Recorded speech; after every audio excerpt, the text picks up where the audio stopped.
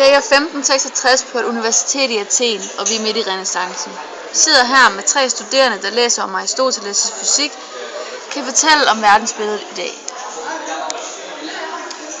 Ja, i bund og grund mener Aristoteles, at jorden er i centrum, og jorden er universets centrum.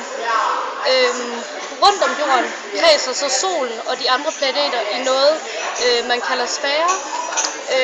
Og de sfærer gør, at solen og alle de andre planeter, de kredser rundt om jorden i perfekte og evige cirkler. Og den yderste sfære består af rigtig mange stjerner. Men kan I så fortælle noget mere om måske de 4 elementer? Ja, vi har de 4 elementer: vand, jord, luft og ild. Jorden er, som vi ved, tungest, og derefter kommer vandet, så kommer luft, og så kommer ild. Ild og luft, det søger ud mod himmelsfæren, og jorden og vandet, det søger ind mod jordens centrum.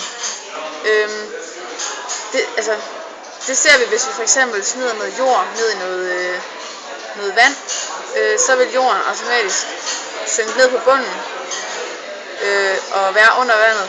Og generelt, hvis der er de 4 elementer, de er ude af balance eller i uorden i deres rækkefølge, så vil de indordne sig i deres naturlige sted i tiden.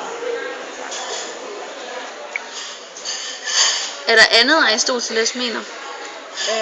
Ja, Aristoteles han mener blandt andet, at tunglegemer de vil fatte hurtigere end lette, men han har ikke rigtig lavet eksperimenter, også fordi han kun er optaget i at så beskrive den ideale verden frem for den fysiske.